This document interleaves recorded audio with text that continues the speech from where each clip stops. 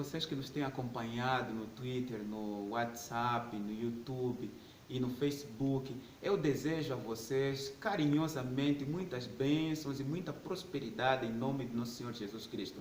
De lembrar que esse é o projeto Viva com Sabedoria, baseado no livro de Provérbios. E nós estamos a analisar a obra mediadora de Jesus como nosso sumo sacerdote em relação às mensagens presentes do tempo do fim.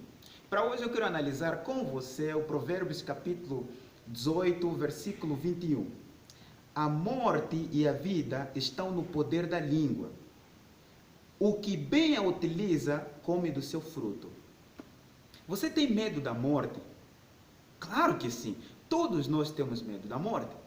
Na verdade, é a maior crise da existência humana. E me parece que nos estamos a acostumar naturalmente com essa realidade. Mas a minha outra pergunta interessante é: como você tem usado a língua? Como você tem usado a sua capacidade de decidir? Lembre-se que quando Jesus Cristo entrou no lugar santíssimo, de acordo com o livro de Daniel, capítulo 7, do versículo 9 até o versículo 13, é apresentado um cenário de juízo investigativo, onde o sumo sacerdote, que é apresentado como sendo o Filho do Homem, Jesus Cristo, que é apresentado diante do Ancião de Dias, que é o Pai. Os dois corregentes do universo estão trabalhando dia e noite para assegurar a vida eterna a toda a raça humana. O que implica dizer que quando Jesus Cristo morreu na cruz do Calvário, ele destruiu a morte para sempre. Jesus agora tem autoridade para dar vida a todo aquele que crê. Por isso é que a obra mediadora dele no lugar santíssimo é uma obra de vindicar a herança perdida. É uma obra de vindicar a vida perdida. E para ele devolver essa vida eterna para você, tem que ver com uma questão de você decidir. Você tem que decidir, você tem que escolher entre a vida ou a morte.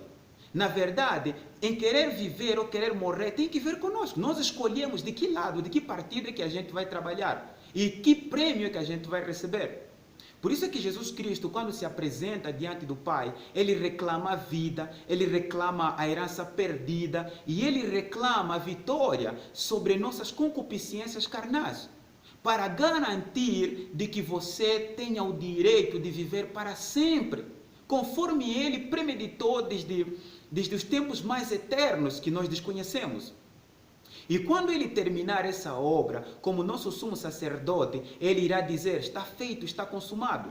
Aquele que decidiu escolher Jesus receberá vida, mas aquele que decidiu rejeitar Jesus Cristo, infelizmente, irá de colher as consequências de sua decisão.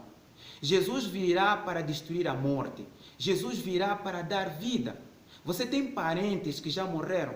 Você se sente desconfortado com a morte. Você tem medo do futuro. Jesus Cristo está no céu para decidir o final perfeito da sua história.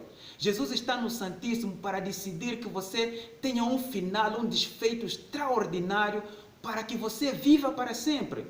Ele, quando voltar, ele irá ressuscitar todos aqueles que o aceitaram, todos aqueles que se entregaram a ele, dependeram de sua graça, dependeram de sua palavra. Esses ele irá ressuscitar, porque ele morreu para dar vida, ele morreu para destruir a morte, para destruir o pecado e para dar vida a todo aquele que crê.